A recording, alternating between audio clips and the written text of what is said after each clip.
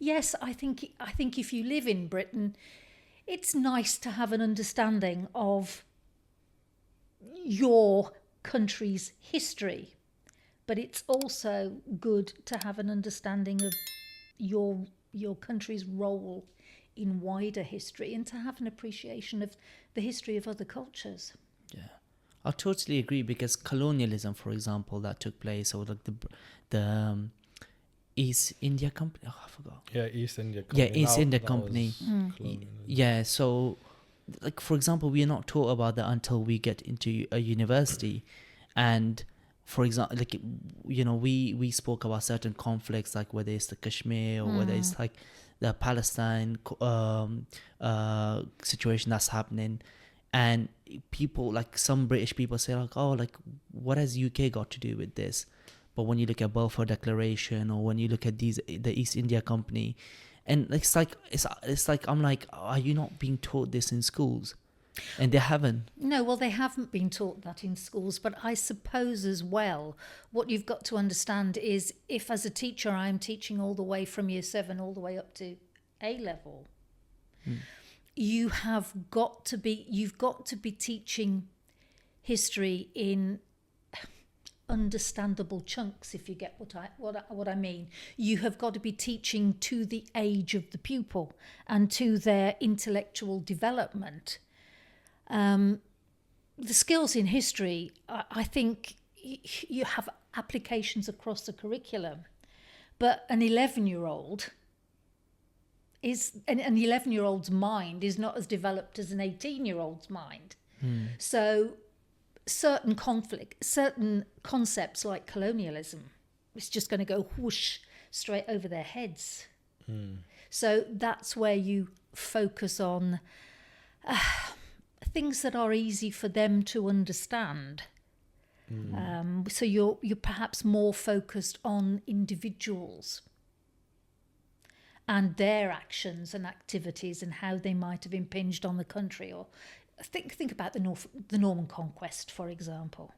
There are things that happened to Britain as a result of the Norman Conquest, or England, that you can't comprehend as an 11-year-old, but you can understand why William the Conqueror came, why he won, a basic outline of what he achieved and what happened to England as a result. So you've got to make sure that what you're teaching does extend people a little bit, but is also interesting for them at that stage.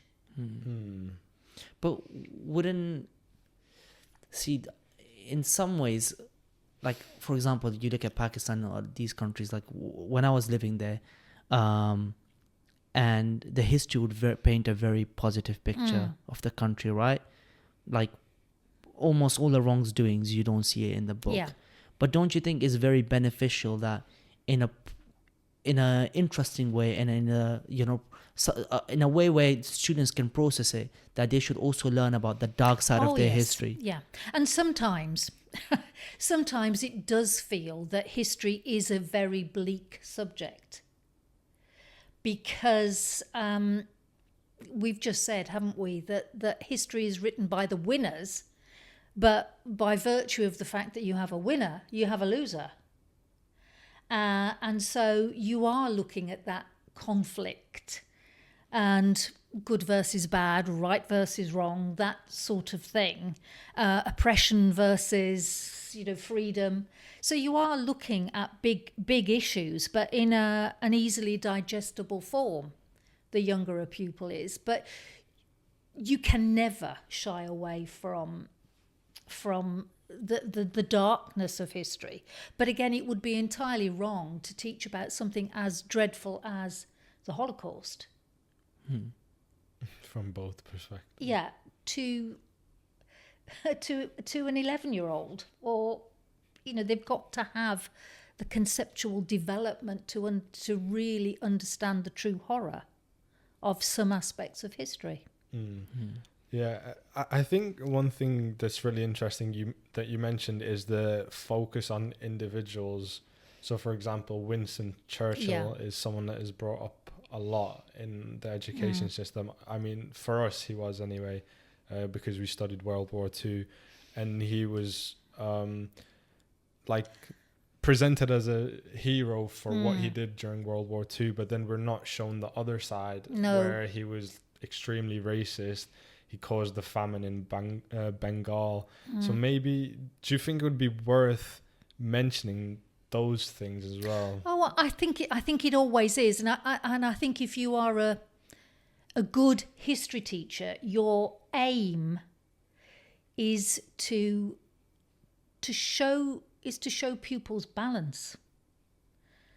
That there is another prism through which you can look at history, and you can look at individuals. You know, you don't want to just teach the sort of the hagiography of somebody. You know, you people are people, and they have their flaws.